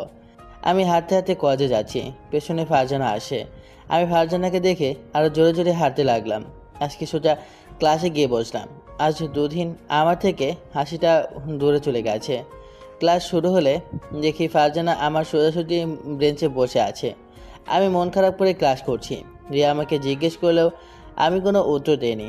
ফারজানা আমার দিকে বেশ কয়েকবার তাকালেও আমি তাকাইনি। টিফিনে আমি ক্লাসের বারান্দায় দাঁড়িয়ে আছি, পেছন থেকে কেউ আমার গাড়ি হাত রাখলো। কিরে, সত্যি কথা বল, তোর কি হয়েছে? না তো, কিছু না। আমি ভালোবাসছি না তাই মন খারাপ? না। হ্যাঁ যে, প্লিজ মন খারাপ করিস না। প্রয়োজনে আমি তোকে ভালোবাসবো, তবুও মন খারাপ করিস না। তার মানে? ভালোবাসি তোকে। এভাবে মুখ গোমরা করে থাকলে কিন্তু ভালোবাসবো না। তুই আমাকে ভালোবাসিস? কেন, তুই বুঝতে পারিস না? তা বলিস না কেন? কেন, তুই বুঝে নিতে পারিস না? তুই আমার মন খারাপ দেখে আমাকে ভালোবাসিস, তাই না? মন ভালো করার জন্যে? না, আমি সত্যিই বলছি তোকে ভালোবাসি। তাহলে আমাকে ছুঁয়ে বল। ভালোবাসি। আহা, আমার কান টেনে তাই বলছে। এবার একটু হাসি দে, আজ দুদিন তোকে হাসতে দেখি না। হ্যাঁ হ্যাঁ হ্যাঁ। যাক, রিয়া তার মনের কথাটা বলে দিল। আমি রিয়ার সাথে আরও কিছুক্ষণ কথা বলে ক্লাস করে বাসায় চলে আসলাম। বাসায় এসে ফ্রেশ হয়ে রুমে শুয়ে আছি। যতক্ষণ আমার রুমে ফারজানা আসলো, ফারজানা আসতেই আমি মাথা নিচু করে চলে যেতে লাগলাম। কি, আমার থেকে দূরে থাকছিস? আর ঝগড়া তো দূরের কথা, কথাই বলছিস না কেন? আমি উত্তর না দিয়ে চলে যেতে লাগলাম। ফারজানা পেছন থেকে আমার গেঞ্জিটা কিনে ধরলো। উত্তর না দিয়ে চলে যাচ্ছিস? না ছাড়, ভালো লাগছে না। তাহলে আর ঝগড়া করছিস না কেন? না না, রেগে নেই, প্লিজ ছেড়ে দে, ভালো লাগছে না। তাহলে আর ঝগড়া করছিস না কেন? আমি ফারজানাকে ছাড়িয়ে চলে গেলাম। ছাদে দাঁড়িয়ে আছি, তখন ফারজানা আবার ছাদে আসলো। আমি আবার ছাদে থেকে নিচে চলে গেলাম। ফারজানা অবাক হচ্ছে, কিন্তু আমি তো রেগে নেই। ফারজানার সামনে গিয়ে দাঁড়াতে আমার নিজেরই লজ্জা করছে, নিজের কাছে নিজেরই খারাপ লাগছে। আমি রাতে খেয়ে রিয়ার সাথে কিছু কথা বলে শুয়ে পড়লাম। আমি যখন রিয়ার সাথে কথা বলছি তখন থেকে ফারজানা দরজার সামনে দাঁড়িয়ে শুনছিল। আমি ফারজানার সাথে কথা বলছি না, ঝগড়া মারামারি করছি না, এটা আম্মু খেয়াল করলো। এভাবে 1 সপ্তাহ পার হয়ে গেল। ফারজানা আমাকে ডাকলে নিজের কাছে নিজেরই লজ্জা লাগে, তাই ফারজানার সামনে যায় না। সকালে ঘুম থেকে উঠে দেখি আমাদের বাসায় ফারজানার আব্বু আম্মু আসে। তারা কাল রাতে বাসায় আসে। ফারজানা সেখানে আছে দেখে আমি চলে যেতে লাগলাম, কিন্তু আম্মু আমাকে ডাকলো। আরফান, এখানে আয়। আমি গিয়ে বসলাম। কি রে, কি হয়েছে তোর? তুই তো আর ফারজানার সাথে ঝগড়া করিস না, আর কথাও বলছিস না। ভালো হয়ে গেলি নাকি? আমি বলতে যাব তারা কি ফারজানা। খালাম্মা, আমি বলছি। ফারজানা যেটা বললো তা শোনার জন্য আমি প্রস্তুত ছিলাম না। আম্মু আমাকে জিজ্ঞেস করলো, কি রে আরফান, কি হয়েছে? তুই মিমের সাথে আর কথা বলিস না কেন? নায়িকার নাম পরিবর্তন করে মিম দিলাম, কেউ কিছু মনে করবেন না। না মানে আঙ্কেল। আমি বলছি। এটা বলে মিম পুরো ঘটনা বলল। কি মেয়ে রে বাবা, একটু লজ্জা করো না। আমি তো লজ্জায় মাথা নিচু করে আছি। কোনো রকম উঠে চলে আসলাম আমার রুমে। ওদিকে বাবা মা আর মিমের বাবা মা আলোচনা করছে। ভাইয়া এরা তো সবসময় মারপিট ঝগড়া করে, কিন্তু ভুলবশত করেছে, সেজন্য আপনার অনুতপ্ত। আমি আপনাকে যতটুকু জানি সে তো এমন ছেলে না। তাই বলছিলাম কি, আপনি যদি রাজি থাকেন তাহলে এদের বিয়ে দিলে কেমন হয়? সেটা তো খুব ভালো কথা, কিন্তু দুইটা সিংহকে একসাথে রাখলে তো আরো 5টা লোক লাগবে তাদের দমিয়ে রাখার জন্য। দেখাই যাক কি করে তারা, কিন্তু মারামারি ওরা করবেই, কোনো মাফ নেই। এরা যেন সাপ আর নেউল, কোনো দিনও মিল হলো না। তাহলে মিম কি রাজি হবে এ বিয়েতে? আমার মেয়ে আমাদের কথার অবাধ্য হবে না। তাহলে তো হয়েই গেল। তাহলে একটা শুভ দিন দেখে বিয়ের দিন ঠিক করা যাক। এসব কথা মিম মাথা নিচু করে শুনছে। আমি রুমে দরজা লাগিয়ে দিয়ে বসে আছি। এখন আব্বু আমার সামনে যাবো কীভাবে? শয়তান সেমরি, এটা কি করলো? আমি রুমে দরজা লাগিয়ে দিয়ে বসে আছি। তখন দেখি মিম আমার রুমে আসলো। আমি মাথা নিচু করে বসে আছি। তাহলে এবার পালাবি কোথায়? তুই কেন বললি ওসব কথা? তোর কাছে আমি অনুরোধ করেছিলাম, তা তুই এইটা করলি, বলে দিলি সবাইকে। কেন? তুই আমাকে পছন্দ করিস না? না, পছন্দ করিস না তাহলে আমাকে কেন করলি? ওটা একটা অ্যাক্সিডেন্ট ছিল, আর আমি তার জন্য তোর কাছে ক্ষমাও চেয়েছিলাম। হুম, এত সহজে তো তোকে ক্ষমা করবো না। সারা জীবন তোর মাথায় কাঁঠাল ভেঙে খাবো, ভূতের মতো তোর পেছনে লেগে থাকবো। তাড়ালেও আমি যাব না। কিরে, দাঁড়িয়ে দিবি নাকি? শোন, আমি সেদিনের জন্য তোর কাছে আমি হাত জোর করে ক্ষমা চেয়েছি। যা আমার সামনে থেকে। এখন যাচ্ছি, তবে তোর গলায় আমাকে ঝুলিয়ে দেওয়া হবে। তখন দেখি কোথায় যেতে বলিস। মানে? সেটা তোর আম্মুর কাছ থেকে শুনে নিস। এটা বলে মিম চলে গেল। কি ও কি বলতে চাইছিল আর কি জানতে বলল আম্মুর কাছ থেকে? আমি আম্মুর কাছে গিয়ে জিজ্ঞাসা করলাম, আম্মু মিম কি শুনতে বলল? কেন, ও তোকে বলে নাই? কি বলবে? তোর বিয়ে দিব মিমের সাথে। এটা শুনে আমি ফ্লোরে বসে পড়লাম। আমি তো রিয়াকে ভালোবাসি, আর রিয়াও আমাকে ভালোবাসে, কিন্তু মিমের সাথে আমার বিয়ে হলে যে রিয়াকে ঠকানো হবে। আর আমি যে রিয়াকে খুব ভালোবাসি, আমি মিমকে বিয়ে করতে পারবো না। সেটা আমি কি জানি? তোর পাপা বিয়ের জন্য প্রস্তুতি নিতে বলছে। আমফান ঝড় আবার আসলেও তোর বিয়ে আটকানো যাবে না। এটা বলে আম্মু চলে গেল। মিমও যথেষ্ট রূপবতী, কিন্তু আমি তো শুধু মিমকে ঝগড়াটে চোখে দেখেছি, কখনো প্রেমের চোখে দেখি নাই। আর আমি যে রিয়াকে খুব ভালোবেসে ফেলেছি। কি করব এখন? আমি চিন্তায় আমার মাথা ব্যথা করছে। আমি সেই একভাবে ফ্লোরে বসে বসে চিন্তা করছি। একটু পর দেখি মিম আসলো। তা মিস্টার হবু জামাই, এভাবে বসে আছিস কেন? তুই কেন করছিস এই বিয়ে? প্লিজ বিয়েটা ভেঙে দে। আমাকে কিস করে এখন বলছিস বিয়ে ভেঙে দিতে? কেন করেছিস কিস? তোর ওই একটা পাপ্পি আমার সব কিছু এলোমেলো করে দিচ্ছে। প্লিজ মাফ করে দে। আমি তো বলেছি ঝালের কারণে আমি কি করেছি নিজেও জানি না। তাছাড়া তুই মাংসে কেন চাল মিশিয়ে রেখেছিলি বল? তাহলে তুই আমার গায়ে কেন পচা কাদা পচা পানি ফেলেছিলি? তুই আমার গায়ে পচা সবজি কেন গিয়েছিলি? শয়তান, তুই আমার মাথায় বালি কেন দিয়েছিলি? তুই আমার কান টেনে লাল করেছিলি কেন? এখন আবার কান টেনে লাল করে দেবো। আমাকে কিস করা? এটা বলে মিম আমার দুই কান ধরে টান দিতে লাগলো। আমি মিমকে ছাড়িয়ে নিলাম, কারণ আমারও সব ভালো লাগছে না। আর আমি এই বিয়ে করতে পারবো না। আমি রিয়াকে ভালোবাসি, আর রিয়াও আমাকে খুব ভালোবাসে। কি? রিয়াকে ভালোবাসা? আমাকে কিস করে রিয়াকে ভালোবাসা? লুচু ছেলে, দাঁড়া, তোর মজা দেখাবো আমি। একবার বিয়েটা হোক না, তোর ভালোবাসা নিংড়ে বের করে দেবো। তোকে আমি ভালোবাসি না, প্লিজ তুই এই বিয়েটা করিস না। আমি রিয়াকে ভালোবাসি। মা, তাই? রিয়াকে ভালোবাসো? আরেকবার রিয়ার নাম করলে না মেরে বালি চাপা দিয়ে দেবো। মাইন্ডেড। এটা বলে মিম চলে গেল। শালার একটা কেস আমাকে এইভাবে বিপদে ফেললো। আমি যে রিয়াকে ভালোবাসি তার কি হবে?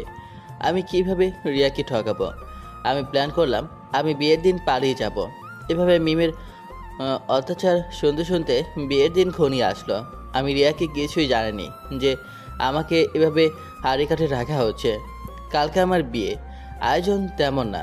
আমি বিকেলে দাঁড়িয়ে রিয়ার সাথে ফোনে কথা বলছি, চিন্তার মুহূর্তেও কথা বলছি। আর চিন্তা নেই, কারণ আমি তো বিয়ের দিন পালিয়ে যাব। আমি রিয়ার সাথে একটু রোমান্টিকভাবে কথা বলছি। জানো বাবু এইসব বলছি। 30 মিনিট কথা বলার পর ফোনটা কেটে দিয়ে পেছনে তাকিয়ে দেখি মিম আমার দিকে তাকিয়ে আছে। মিম এমনভাবে তাকিয়ে আছে যেটা দেখে আমার বুক থেকে পানি শুকিয়ে গেছে। জোড়া ফ্রু কুচকে আছে, কপালে ভাঁজ পড়ে গেছে। কার সাথে কথা বলছিলি? আমার ভালোবাসার সাথে। কে তোর ভালোবাসা? রিয়া। আমি রিয়াকে ভালোবাসি। কুত্তা, কাল তোর বিয়ে, আর আজ অন্য মেয়ের সাথে ফুষ্টি নষ্ট করে কথা বলছিস? আমি মানি না এই বিয়ে। তোর বাবা মানে? আর তুই জানিস না। দাঁড়া, তোকে সাইজ করছি। সর এখান থেকে, আমার সাথে কথা বলবি না। কি? দাঁড়া, তোর ব্যবস্থা করছি। এটা বলে মিম ছাদের এদিক ওদিক তাকাতে লাগলো। ছাদের ধারে ফুলের টপের পাশ থেকে একটা লাঠি নিয়ে এসে আমার সামনে ধরে। বল এবার কাকে ভালোবাসিস, আর আমি কোথায় যাব? রিয়াকে ভালোবাসি, আর তুই আমার সামনে থেকে চলে যা। এটা বলতেই মিম লাঠি দিয়ে আমাকে পিটাতে লাগলো।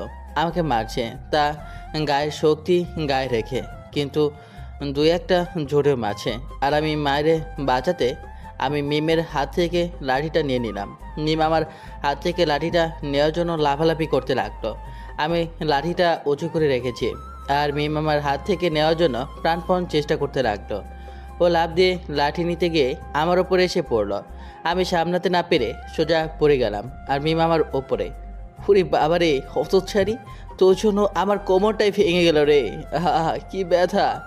মিম আমার ওপর থেকে উঠে গেছে।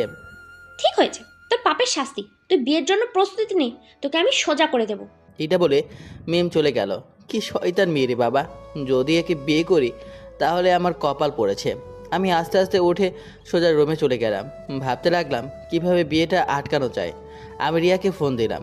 রিয়া, তুমি কি আমাকে সত্যিই ভালোবাসো? হ্যাঁ, হঠাৎ একথা জিজ্ঞেস করছো কেন? না, এমনি। তুমি আমাকে নিয়ে পালিয়ে যেতে পারবে? তোমার মাথা ঠিক আছে? কি চাতা বলছো? তুমি এখনো বেকার। তোমাকে নিয়ে পালিয়ে গিয়ে থাকবো কোথায়, খাবো কি? প্লিজ পালিয়ে চলো। আমি পারবো না। রিয়া আমার কোনো কথা না শুনে ফোনটা কেটে দিল। যাক শালা, কি হবে? আমি কি একাই পালিয়ে যাব? পেছন থেকে মিম। পালানোর চেষ্টা করলে কিন্তু তোর খবর আছে। দে, তোর ফোন আমার কাছে দিয়ে দে। তোর আর ফোন চালিয়ে কাজ নেই। মিম চিলের মতো ছো মেরে আমার কাছ থেকে ফোনটা নিয়ে নিল। এই, আমার ফোন দে। আমার ফোন তুই নিলি কেন? আমি তোর বড়, আর আমার মুখে মুখে তর্ক করছিস? আমি যেটা বলবো সেটা শুনতে হবে, তা না হলে প্রচুর মাইর দিব। আজ থেকে বিয়ের আগ পর্যন্ত তুই ঘরে বন্দি থাকবি। কালকে বিয়ের সময় তুই বের হবি বিয়ে করতে, তার আগে না। কি যন্ত্রণা, ভালো লাগে না। আল্লাহ, মরে উঠে এলাও। একদিন ঘরে বন্দি থেকে বিয়ের দিন চলে আসলো। বিয়ের দিনের কথা সবাই লেখে, আর ওটা পড়তে বোরিং লাগে, তাই লিখলাম না। সন্ধ্যায় আমি সবার সাথে বসে আছি। মিম রুমে বসে আছে। আল্লাহ, একটু পর আমাকে জবাই দেবে। 11টার দিকে আমাকে জোর করে হাড়ি কাটে ঢুকিয়ে দেওয়া হলো। আমি ভয়ে ভয়ে রুমে গেলাম। আস্তে করে বেলকনির দিকে যেতে লাগলাম, কিন্তু মিম ধমক দিল। আয় এদিকে আয়। আমি ভয়ে ভয়ে গেলাম খাট পর্যন্ত। মিম খাট থেকে নামলো। আমি ভাবলাম আমাকে সালাম করবে, কিন্তু এসেই আচমকা আমার পাঞ্জাবির কলার চেপে ধরে। শোন, তোকে আমি শেষবারের মতো একটা কথা বলি। তুই আমার সব কথা শুনে চলবি, তাহলে আমি কিছু বলবো না। তোর সব কথা শুনবো, কিন্তু আমার কথা না শুনলে, আমার ইচ্ছার বিরুদ্ধে গেলে মেরে বালি চাপা দিয়ে দেবো। কথাটা মনে থাকবে? আমি ভয়ে ভয়ে বললাম, হ্যাঁ। মিম পাঞ্জাবির কলার ছেড়ে দিয়ে সোজা আমার পা ধরে সালাম করলো। এই, আমি তোকে ক্ষমা করে দিছি, সরে যা এখান থেকে, পা ছেড়ে দে। সালাম করতে হয়, আয় খাটে। অসম্ভব, তোর মতো একটা শাকচুনের সাথে আমি খাটে তো দূরের কথা, এক রুমে থাকবো না। যা, চলে যা, তুই তোর বাসায় গিয়ে থাক। দেখ, বিয়ের পরে একসাথে থাকতে হয়। আয়, এখানে আমাকে রাগাস না। তোর সাথে আমি কেন থাকবো রে? তোর শরম করে না একটা পরপুরুষ মানুষের সাথে থাকলে? তোকে শেষবারের মতো বলছি, আমাকে রাগাস না। আমি শেষবারের মতো বলি, চলে যা, দরজা খোলা আছে। এটা বলতে মিম সোজা আমার উপরে ঝাঁপিয়ে পড়ে, আমাকে কিলঘুষি মারতে থাকে। আমিও কম কেসে, আমিও পাল্টা আক্রমণ করতে লাগলাম। আমি ওর চুল চেপে ধরলাম। মিম আমার কান খামচে ধরলো। বিরাট মারপিট করতে লাগলাম, সাথে চিৎকার। আমাদের চিৎকার চেঁচামেচিতে আব্বু আম্মু আর বাসায় থাকা কয়েকজন, মানে আমাদের চাচাতো ভাই বোনেরা চলে আসলো। আমাদের থামিয়ে দিয়ে, কে রে, তোরা বাসর রাতেও মারপিট করছিস? তোরা কি ভালো হবি না? আম্মু, ও আমার কোনো কথা শুনছে না, আমাকে রাগিয়ে দিচ্ছে। ওই কেব্বে তুই যে তোর কথা আমায় শুনে চলতে হবে? চল, রাস্তা মাপ। দেখ, তোরা স্বামী স্ত্রী, এখন আর ঝগড়া করলে চলে না। নিজেদের মধ্যে মিটিয়ে নিস, আর যেন কোনো ঝগড়া না হয়। আমি তো ঝগড়া করতে চাচ্ছি না, কিন্তু ও তো নিজেই ঝগড়া করছে। আরফান, আর যেন না শুনি, এবার কিন্তু আমি মায়ের দিব, কথাটা মাথায় থাকে যেন। এটা বলে আমরা রুম থেকে চলে গেল। আয়, আমরা ঝগড়া না করে চল না একসাথে থাকি। আমরা তো বড় হয়েছি, এখন থেকে আর ঝগড়া করবো না, ঠিক আছে? তুই আমার কানটার লেখে আচ্ছা, আমার কথা শুনে চলবে, তাহলে আর ঝগড়া করবো না। কেববে তুই যে আরফান তোর কথা শুনে চলবে? আমার বাসা, আমার রুম, আমার ঘাটে বসেছিস, তোর কথা শুনে চলতে হবে? তুই কি প্রেসিডেন্ট? এখানে থাকলে হলে আমার কথা মতো থাকতে হবে। আচ্ছা, আমিও তো সব কথা শুনে চলবো। বল কি কথা? আমার রুম থেকে যা। কই যাব? আর আজ থেকে তো এটা আমার রুম, তোর সব কিছুই তো আমার। আমি তোর অর্ধাঙ্গিনী, আর তুই আমাকে বলছিস চলে যেতে? সর, আমার ঘুম পাচ্ছে। তুই ঘুমা, আমি তোর মাথায় হাত বুলিয়ে দেবো। লাগবে না, তোর বিশ্বাস নেই। তুই মির্জাপুরের থেকেও বেশি বিশ্বাসঘাতক। মুখ সামলে কথা বল। সর, আমার ঘুম পাচ্ছে। আমি খাটে গিয়ে শুয়ে পড়লাম। সারাদিন অনেক ধকল খেয়েছে। আমি শোয়ার সাথে সাথেই ঘুম চলে আসলো। সকালে আমার ঘুম ভাঙতেই রক্ত গরম হয়ে গেছে রাগে। সকালে ঘুম থেকে উঠে দেখি মেয়ে আমার বুকের ওপর শুয়ে আছে, একদম নিষ্পাপ শিশুর মতো শুয়ে আছে, বাচ্চাদের মতো করে। কিন্তু আমার মাথায় শনি চাপ দিল। আমি এক ধাক্কায় খাট থেকে ফেলে দিলাম। শাকচন্নি, তুই সারা রাত আমার উপর ভর করেছিলি। মিমো ভয় পেয়ে গেছে, ও খানিকটা চমকে গেছে। শাকচন্নি, পেতনি, ডাইনি, তুই আমার ওপর কেন শুয়েছিলি? আমার 8 ফিট লম্বা খাটে কি আর কোনো জায়গা ছিল না? কুত্তা, তুই আমাকে খাট থেকে ফেলে দিলি কেন? তোকে তো আজকে আমিও তোর ব্যবস্থা নিচ্ছি। আমার বুকে ভর করা। মিম সোজা লাফ দিয়ে উঠে খাটে এসে আমাকে দিয়ে আমার বুকের ওপর বসে 2 হাত দিয়ে আমার গলা চেপে ধরে আছে। আমাকে ঘুমন্ত অবস্থায় ধাক্কা দিয়ে খাট থেকে ফেলে দেওয়া? তোকে আজকে আমি জমের বাড়ি পাঠিয়ে দেবো। বাঁচাও, কে আছো? বাঁচাও, ডাইনি আমাকে মেরে ফেললো। আমি মিমকে ছাড়িয়ে ওর নাক টেপে ধরলাম। আমি এক হাত দিয়ে ওর নাক আর এক হাত দিয়ে চিমটি কাটছি, চারটি দিচ্ছি। মিমও থেমে নেই, সেও অ্যাকশন চালিয়ে যাচ্ছে। আমার চুলের মুঠি চেপে ধরে আছে আর এক হাত দিয়ে কিলঘুষি মারছে। আমাকে খাট থেকে ধাক্কা দিয়ে ফেলে দাও, দেখ কেমন লাগে। আমার বুকে থাকা দেখ। আমাদের মারামারি আর গন্ডগোলের শব্দে আব্বু আর বাচ্চারাও চলে আসলো। আম্মু তো আমাদের কাণ্ড দেখে চোখ বড় বড় করে আমাদের দিকে তাকিয়ে আছে। বাচ্চারা আমাদের ছাড়িয়ে নিল। আল্লাহ, তোরা কি কোনো দিন ভালো হবি না? সারা জীবন এমন ঝগড়া মারপিট করবি? ওই, আমাকে খাট থেকে ধাক্কা দিয়ে ফেলে দিয়েছে। কেন ধাক্কা দিল? আমাকে ঘুমন্ত অবস্থায় ধাক্কা দিয়েছে। ওর তো আমি তোকে লাথি দিয়ে নেটওয়ার্কের বাইরে ফেলে দেওয়া উচিত। তোদের মারামারি করে রাগ মেটেনি? ওরে তো সেই এইসাদের আমল থেকে পিটাইলেও রাগ মিটে না। তোকে আমি মেরে জমের মতো সাইজ বানিয়ে দেবো, হাতত ছাড়া। আমি আর সহ্য করতে পারছি না। নে, তোরা মারপিট কর, দেখি কতক্ষণ পারিস তোরা। আজ সারা দিন তোরা মারপিট কর, আজ তোদের এটাই কাজ। ওই টাক্কুর মেয়ে, তোকে আমি যুদ্ধের জন্য আহ্বান করছি। আয়, দেখি তোর কত ক্ষমতা। তুই আমার আব্বুকে মোটেও টাকু বলবি না। ওলে লে লে লে, তোর বাপের মাথায় বুঝে চুলের কারখানা? কয়টা চুল আছে তোর বাপের মাথায়? পুরো একটা ফুটবল খেলার মাঠ। তোর বাপের মাথায় আমি আলু চাষ করে কোটিপতি হব। তোর বাপের মাথা আমাকে লিজ দিবি। আমার কথা শেষ হওয়ার আগে মিম আমার উপর আক্রমণ শুরু করে দিল। একটা বালিশ দিয়ে খুব পেটাতে লাগলো। আমি অন্য একটা বালিশ দিয়ে নিজেকে সুরক্ষিত রাখার চেষ্টা করছি আর সুযোগের সদ্ব্যবহার করছি। আর আম্মু আমাদের কাণ্ড দেখছে, মনে হয় রেগে আছে। এভাবে 1 ঘন্টা যুদ্ধের পর আমরা হাঁপিয়ে গেছি। আমি আর মিম বসে পড়লাম। বালিশগুলো শহীদ হলো। আমাদের বসার সাথে সাথে আম্মু আমার আর মিমকে পিটাইতে লাগলো। কি রে, থামলি কেন? আজ থামলে তোদের মায়ের দেখি কতক্ষণ পারিস। মারপিট কর। আমি আর মিম এবার আম্মুর মায়ের থেকে বাঁচার জন্য পালিয়ে বেড়াচ্ছি। আম্মু, আমি আর মারামারি করব না। আম্মু, আমিও না। তোদের একসাথে একটা বনে রেখে আসতে হবে, তখন তোরা সেখানে মারপিট করবি, তাহলে আর কেউ দেখতে পাবে না, আর আমাদেরও একটু শান্তিতে থাকা হবে। আমি আম্মুর কথা থেকে বাঁচার জন্য সোজা বাথরুমে চলে গেলাম। ফ্রেশ হয়ে বাইরে আসলাম। আমি আসার পর মিম গেল। ধুর, আমার কি হবে? আমি তো রিয়াকে ভালোবাসি। যাই, রিয়াকে ফোন দেই। আমাদের বিয়ে হয়েছে তা আমি রিয়াকে জানাইনি। হ্যালো রিয়া, কেমন আছো? চিটার বাটপার, লজ্জা করে না বিবাহিত একটা মেয়েকে ফোন দিতে? আর তুই আমার সাথে কেন এমন করলি? কেন আমাকে ঠকালি? সর্বনাশ, রিয়া কিভাবে জানলো? কি বলছো আমার জান পাখি?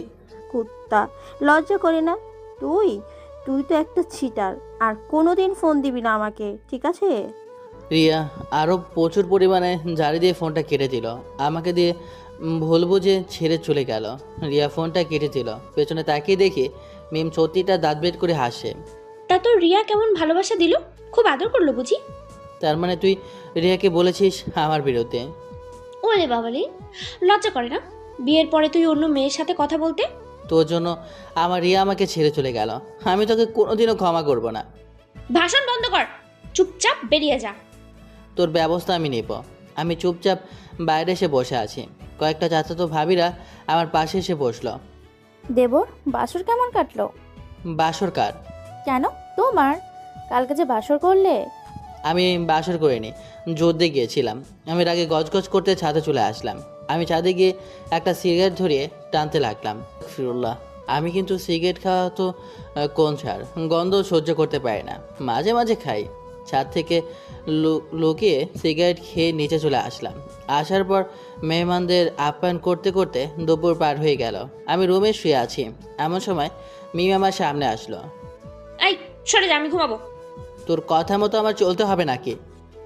তাই চলতে হবে। আমি যদি বলি উঠতে তো উঠতে হবে, বসতে বললে বসতে হবে। মেরে পেছন লাল করে দেব। তোর ফোনে একটা ভিডিও গেছে, ভিডিও ফুটেজটা দেখে তারপর আমার সাথে কথা বলবি। আমি ফোনটা দিয়ে ভিডিও দেখে চোখ দুটো ছানামানা হয়ে গেল। এটা তুই কি করলি? ডিলিট করে দে প্লিজ। জাদু, তোমার নাকে দড়ি দিয়ে ঘোরানোর একটা সুযোগ আমি পেয়েছি। হাত ছাড়া করি কিভাবে বলো? প্লিজ কাউকে দেখাস না। আমার কথা শুনলে দেখাবো না। এরপর আমার কথায় অবাধ্য হলে সবার আগে আমার শাশুড়ি মাকে দেখাবো। আমি শেষ। মিম আমার সিগারেট খাওয়া ভিডিও করেছে।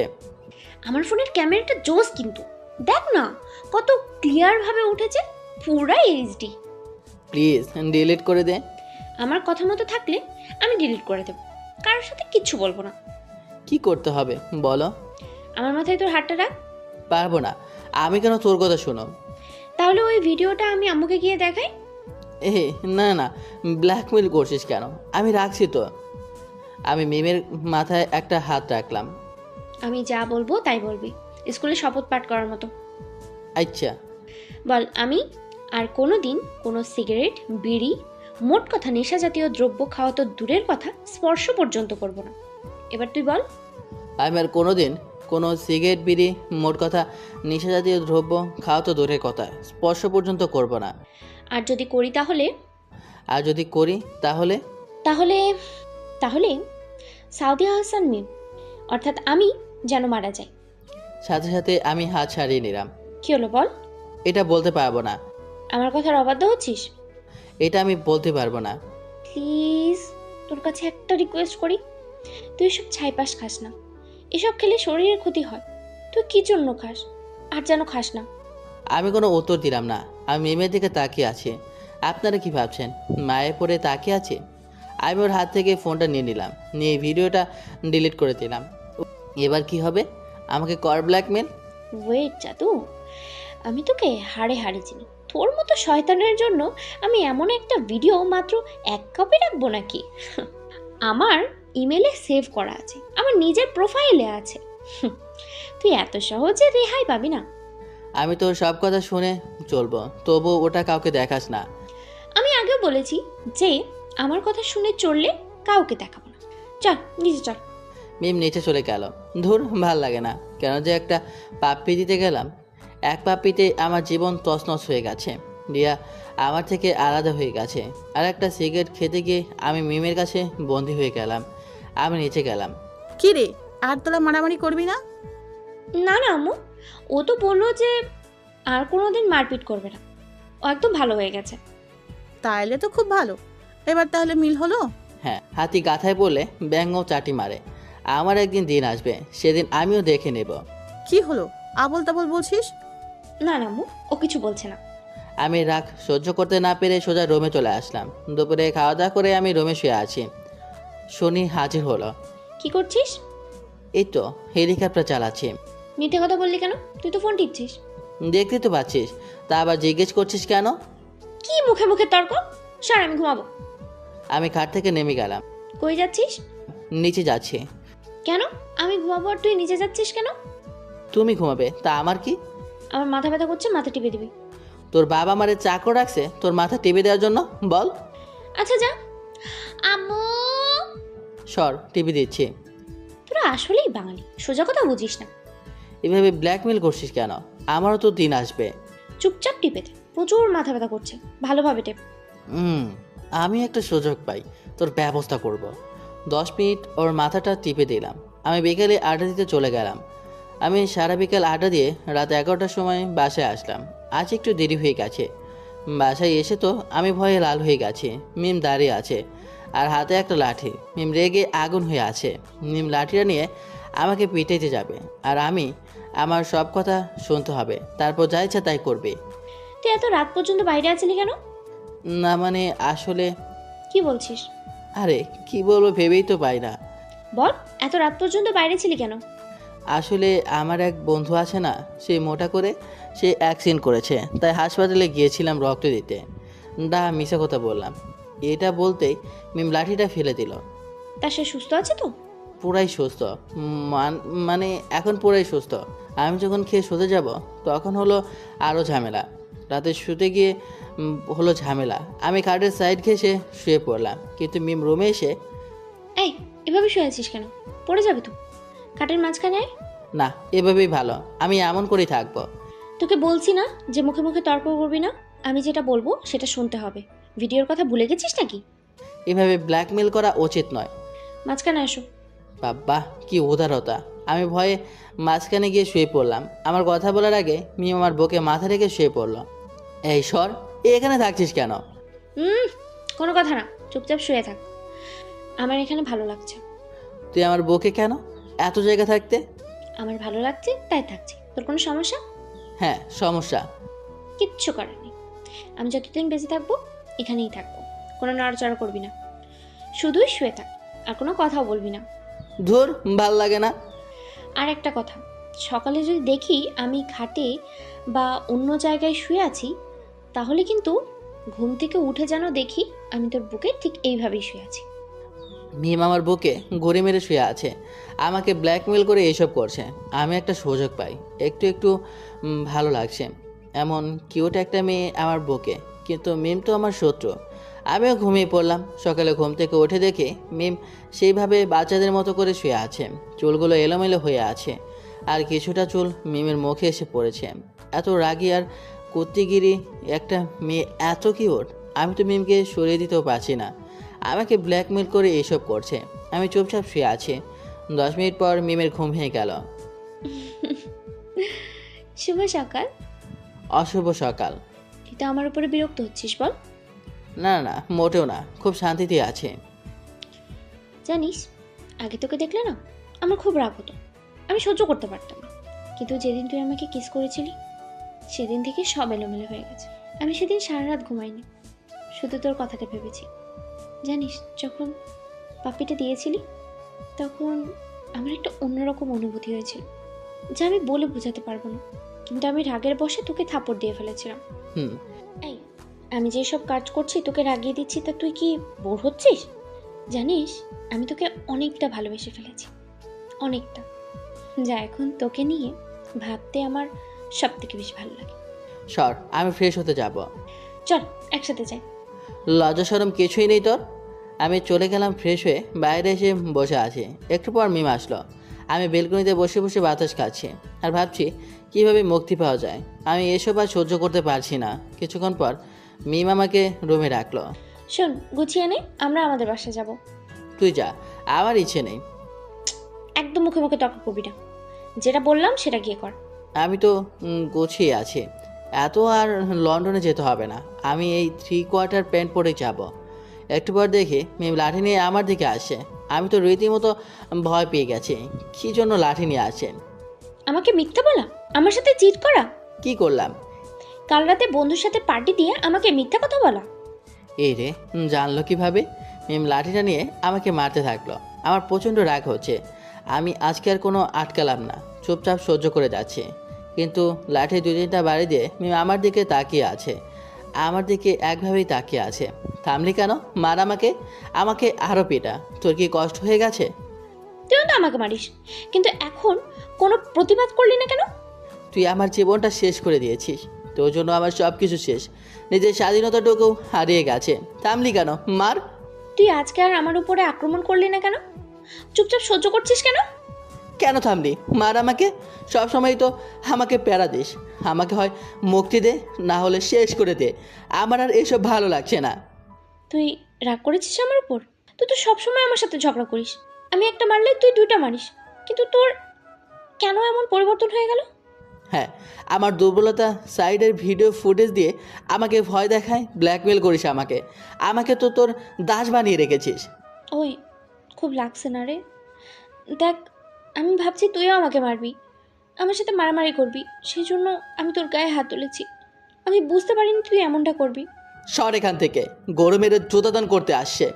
ওই, আমি তো তোকে খুব ভালোবাসি, আর আমি সব সময় তো তোর সাথে মারপিট করি, ঝগড়া করি, কিন্তু তুই তো কোনোদিন এমনটা করিস নাই, তো এখন কেন করছিস?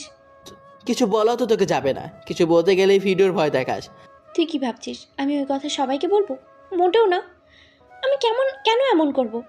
আর সেই ভিডিওটি তোকে দেখানোর পরেই ডিলিট করে দিয়েছি। তুই আমার লাইফটা হেল করে দিয়েছিস। আমাকে ক্ষমা করে দে, আমি বুঝতে পারিনি যে তুই কষ্ট পাচ্ছিস। আসলে সেই ছোট থেকে তো মারপিট করে এসেছি, তখনও তো অনেক ব্ল্যাকমেল করেছি।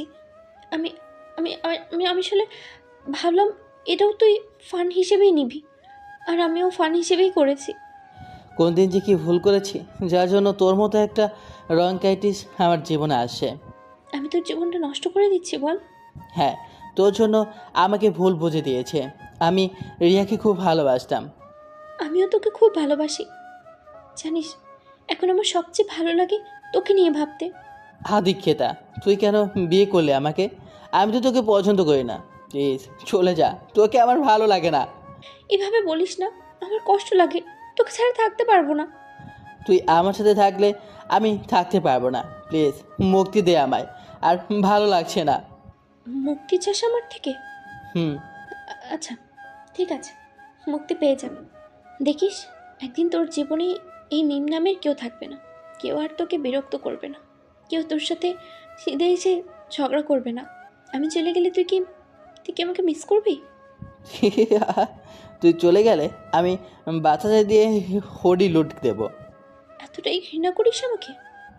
হ্যাঁ, তুই চলে যা। আমি রিয়াকে ভালোবাসি, আর রিয়াকে বিয়ে করতে চাই। আমি যে তোর বউ। সে ডিভোর্স দিয়ে দিলে আর বউ থাকবি না। মিমের চোখ দিয়ে পানি চলে আসলো। ওর দুই চোখ দিয়ে পানি গড়িয়ে মুখে ভেসে যাচ্ছে, চোখের পানি গড়িয়ে ঠোঁট বেয়ে পড়ছে। মিম আমাকে আচমকা শক্ত করে জড়িয়ে ধরলো। আমি কি বলবো ভেবে পাচ্ছি না।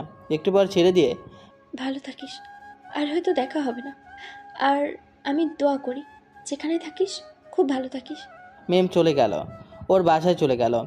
একটু পর আম্মু এসে, কি রে মিম গেল, তা তুই মিমের সাথে গেলি না কেন? কেন যাব আমি ওর সাথে?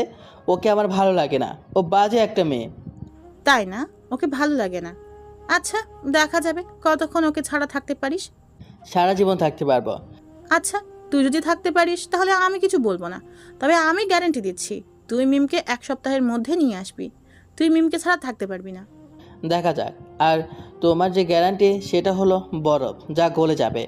আমি আম্মুর সাথে আর কথা না বাড়িয়ে রুমে এসে শুয়ে পড়লাম। যাক বাবা, আর কেউ নেই প্যারাতের মতো। আমি শান্তিতে শুয়ে আছি। দুপুরে খেয়ে একটা ঘুম দিলাম। বিকেলে ছাদে গেলাম। আজকে আমাকে বাধা দেওয়ার মতো কেউ নেই। আমি একটা সিগারেট বের করে গালে দিয়ে ধরাতে যাব, ঠিক তখনই মিমের কথা মনে পড়লো। মিম যে আমাকে ওর মাথায় হাত রাখিয়ে সিগারেট না খাওয়ার জন্য শপথ করেছিল। ধুর, মিম তো নেই, আর আমি খাবো, কার কি আসে যায়। আমি সিগারেট মুখে দিতে গেলে শুধু মিমের কথা মনে আসে। কিছুতেই সিগারেট খেতে পারছি না। আমি সিগারেট ফেলে দিলাম। না চাইতেই মিমদের ছাদের দিকে তাকালাম, কিন্তু ছাদে কেউ নেই। আমি নিচে গিয়ে রুমে শুয়ে পড়লাম। খুব শান্তিতে আছি, তবুও কেন যেন একটু ফাঁকা ফাঁকা লাগছে। কেমন যেন একটা শূন্যতা কাজ করছে। আমি রাতে খেতে গিয়েও ঠিকভাবে খেতে পারছি না। ধুর, আমি তো মিমকে ঘৃণা করি, তা আমি কেন এসব ভাবছি। আমি রাতে খেয়ে শুতে চলে আসলাম। আমি খাটের ধার করে শুয়ে পড়লাম। কিন্তু আজ তো মিম নেই, তাহলে আমি কেন এসব ভাবছি? আমি তো পুরো খাটে শুয়ে রাজত্ব করব। আমি শুয়ে পড়লাম, চোখ বুঝতেই মিমের ছবি ভেসে আসলো। ছোটোবেলাতে মিম কেমন মোটু কিউট ছিল, কত মায়ের দিছি, কত ঝগড়া করেছি। আমার ঘুম আসে, কিন্তু আমার চোখে শুধু মিমের চেহারাটাই ভেসে আসছে। মিমের সেই হাসিটা, যেটা আমার সাথে মারপিট করে যেতে গিয়ে ভেঙচি কেটে হাসি দিত। কেন ওই শাকচুনির কথা মনে আসে? আমি মনের সাথে যুদ্ধ করতে করতে ঘুমিয়ে পড়লাম। সকালবেলাতে ঘুম চোখে মিমকে বুক থেকে সরিয়ে দিতে গিয়ে শক খেলাম। মিম কই? ক্ষণিকেই মনে পড়ে গেল শাকচুনিটা তো চলে গেছে। আমি ফ্রেশ হয়ে খেতে বসলাম। কি রে, কেমন ঘুম হলো? ভালো। সত্যিই ভালো ঘুম হয়েছে? হ্যাঁ, সত্যি ভালো ঘুম হয়েছে। আমার তো ভালো ঘুম হয়েছে, শুধু মিমকে একটু মিস করেছি, আর কিছু না। কিন্তু কয়েকদিন গেলেই ভুলে যাব। আমি রুমে এসে শুয়ে পড়লাম। অন্যান্য দিনে এ সময় আমি মিমের সাথে মারপিট করতাম। যাক বাবা, আজকের বিরক্ত করার জন্য কেউ নেই। আমি ফোনটা দিয়ে ঘাটাঘাটি করছি, হঠাৎ গ্যালারিতে গিয়ে দেখি মিমের কিছু পিক। তাইলে সেদিন ফোন দিয়ে পিক তুলেছিল। আমি কি মনে করে মিমের পিকগুলো দেখতে লাগলাম। হ্যাঁ, শাকচুনি পিক তুললে এত সুন্দর হয় নাকি? কত সুন্দর করে সেলফি তুলেছে। পিকগুলো ডিলিট করতে গিয়েও পারলাম না ডিলিট করতে। কেমন একটা মায়া কাজ করলো, আমার ভালো লাগছে না। তাই একটু বাইরের দিকে গেলাম। অন্যদিকে মিমের সাথে মারামারি করে সবসময় পার হয়ে যায়, কিন্তু আজ সময় মোটেও যাচ্ছে না। এক এক মিনিট মনে হচ্ছে এক একটা মাস। কেন এমনটা হচ্ছে? বাইরে ভালো লাগছিল না। আমি বাসায় এসে গোসল করলাম, মাথা ধরেছে। আমি অনেকক্ষণ গোসল করলাম, গোসল করে বাইরে আসলাম। কিছুই ভালো লাগছে না। ওই মেয়েটা এমন কি করলো যে আমি ওর কথা সবসময় ভাবছি? দুপুরে দিলাম ঘুম, বিকেলে বসে আছি। কি রে আরফান, কি করছিস? এই তো বসে আছি। বসে বসে মিমের কথাই ভাবছিস বুঝি? আম্মু কিভাবে বুঝতে পারলো? মোটেও না। ওই শাকচুনি চলে গেছে তো ভালো হয়েছে, এখন বিন্দাস আছি। হ্যাঁ, আর কেউ ডিস্টার্ব করছে না, আর কারোর সাথে মারপিট করছিস না? আমি আর কোনো কথা না বলে সোজা চলে গেলাম ছাদে। এভাবে 3 দিন পার করলাম। এই 3 দিন আমার সবচেয়ে খারাপ সময় গেছে। আমার মনে পড়ে না যে মিমকে ছাড়া 3 দিন কাটিয়েছে। সেই ছোট থেকে একসাথে আমি খুব ঝগড়া করেছি, খুব মারপিট করেছে, কিন্তু আজকে আর মারপিট করতে পারছি না। যদি সেদিন পাপ্পি না দিতাম তাহলে হয়তোবা আজ আমার সাথে সামনে থেকে ঝগড়া করতো। কিন্তু এই তো বললো যে আমাকে ভালোবাসে, তা আমাকে ছেড়ে কিভাবে আছে? আমি তো ওকে ভালোবাসি না, তাই আমার থাকতে কষ্ট হচ্ছে। আর ওই ভালোবেসে আমাকে ছাড়া আছে। আমি সন্ধ্যায় শুয়ে আছি। এ কয়েকদিন আমি আর কলেজ যাইনি, শুয়ে সে মিমের কথা ভাবছি। কিন্তু কীভাবে জানি না, আমার চোখ দিয়ে নিজের অজান্তেই চোখে পানি চলে এসেছে। পানি গাল বেয়ে বালিশে পড়ছে, তা আমার খেয়াল নেই। আম্মু আমার রুমে আসলো, সেদিকে খেয়াল নেই। আরফান, তুই কান্না করেছিস কেন? কই কান্না করছি? আমি কেন কান্না করব? কি হয়েছে? তোর চোখে পানি কেন? জানি না আম্মু, চোখে হঠাৎ পানি চলে আসলো, কিন্তু আমি তো কান্না করছি না। আমি জানি, এটা হলো কাউকে মিস করার কান্না, কাউকে হারিয়ে ফেলার কান্না। আমি তোকে এই কয়দিন খেয়াল করেছি, তুই ভালো নেই, তুই অনেকটা মনমরা হয়ে গেছিস। কেন আম্মু? আমার আর কিছু ভালো লাগছে না। কার কথা খুব মনে পড়ে? আমি তো আগেই বলেছিলাম যে তুই মিমকে ছাড়া এক সপ্তাহ ভালো থাকতে পারবি না, কিন্তু তুই সপ্তাহ তো হলোই না, তার আগে থেকেই তো তুই মিমকে মিস করছিস। সত্যি আম্মু, শুধু ওই শাকচুনির কথা মনে আসে। কেন আসে আম্মু? তুই মিমকে ভালোবাসিস, তাই মনে আসে। এদিকে তুই এমনভাবে আছিস, আর ওদিকে মিম কান্না করে না খেয়ে শুকিয়ে যাচ্ছে। তাও আসে না কেন? তার মানে ও আমাকে ভালোবাসে না? তুই যা, গিয়ে নিয়ে আয়। তুই গেলেই আসবে। আমরা গিয়েছিলাম, কিন্তু মিম কিছুতেই আসছে না, খুব কান্না করছে। আম্মু চলে গেল, আমি শুয়ে আছি।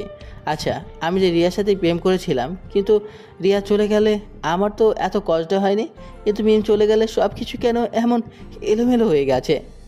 আজকে যেন মিমকে বেশি মিস করছি। মিমও ওদিকে কান্না করে যাচ্ছে। আমিও মিমকে খুব ভালোবেসে ফেলেছি। আমি তো মিমকে ছাড়া থাকতেই পারছি না। খুব মিস করছি মিমকে।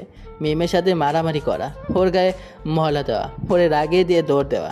আজকে মিম নেই, তাহলে আমি কার সাথে এগুলো করব? মিম, তুই কোথায়? এসব ভাবতে ভাবতে কখন যে ঘুমিয়ে পড়েছি নিজেও জানি না। হঠাৎ যেন দেখছি মিম অ্যাক্সিডেন্ট করেছে। আমি মিম বলে চিৎকার দিয়ে উঠলাম। আমি মিমকে নিয়ে অত খারাপ স্বপ্ন কেন দেখলাম? আমি ঘড়ির দিকে তাকিয়ে দেখি 12:30 বাজে। মিমের কিছু হয়নি তো? কেন এত বাজে স্বপ্ন দেখলাম? মিমের কিছু হয়নি তো? মিমের কিছু হয়নি তো? কেন এমন স্বপ্ন দেখলাম?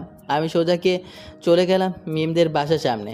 এত রাতে কলিং বেল বাজালাম কিন্তু কেউ দরজা খোলো না, সবাই ঘুমিয়ে আছে। বেশ খানিকটা সময় পর আন্টি দরজা খুলে আমাকে দেখে রীতিমতো ভয় পেয়ে গেছে।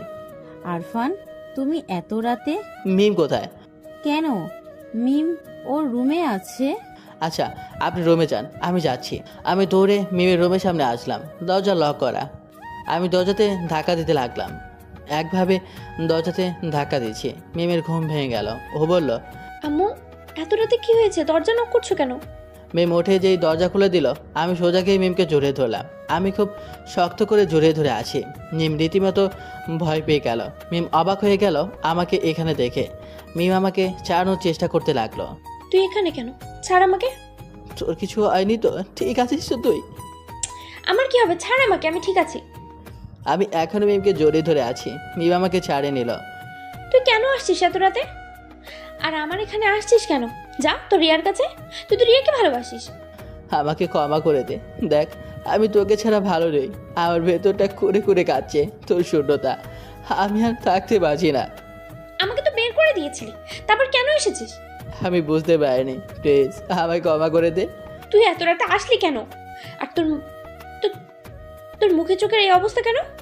বাড়িটা মিম এমন হয়েছে কিন্তু ভেতরটা তো পড়ে গেছে। জানিস মিম, আমি এই কয়দিন ঠিক মতো ঘুমাইতেই পারিনি, শুধু তোর কথা মনে পড়েছে।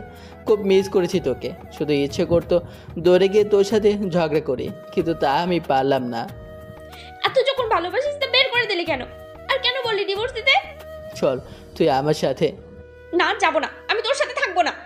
আমি যদি তোকে না পাই তাহলে আমি নিজেকে শেষ করে দেব। কেমন লাগছে দেখেছিস? কষ্ট, খুব কষ্ট হচ্ছে তাই না? ঠিক মতো খাস না, ঘুমাস না। তুই আমার লাইফে আয়, দেখি সব কিছু আবার নতুন করে শুরু করব। তোকে যে আমি আর ভালোবাসবো না, চলে যা। আমি মাথা নিচু করে চলে আসে যাচ্ছিলাম কিন্তু মিম আমার হাত টেনে ধরে আমাকে ওর কাছে নিয়ে বুকে কিলখুশি মারতে শুরু করলো। কুত্তা, তুই এমন কেন? আমি চলে এসেছি তা আমাকে কেন নিতে আসলি না? আর এত তর্নি করলি কেন? আসছি তো নিতে। এই, আমি তোর বউ, আমাকে তুই শাসন করবি, কথা না শুনলে মাইর দিবি, পরে আবার বুকে টেনে নিবি। কিন্তু তা না করে তুইও কেন রাগ করে তোর থেকে নিজেকে কষ্ট দিছিলি? এসব কথা কে বললো? আম্মু বলেছে। খুব ভালোবাসি তোকে। আমিও যে তোমাকে খুব ভালোবাসি। আমাকে তুমি করে বলছিস কেন? আমার বর না তুমি, তাই তুমি করে বলছি। তুমিও তুমি করে বলো। আচ্ছা চলো বাসায় যাই। না, কালকে যাব, এখন এখানেই থাকবো। আচ্ছা ঠিক আছে। আচ্ছা আমি কি পাপ্পি দিতে পারি? আমি তো তোমার বউ, তুমি যা ইচ্ছে তাই করতে পারো। আচ্ছা তাই বুঝি। আমি মিমের মুখটা ধরে আলতো করে ঠোঁটে একটা চুমু দিলাম। মিম কেঁপে আমাকে ঝুড়িয়ে ধরলো খুব শক্ত করে।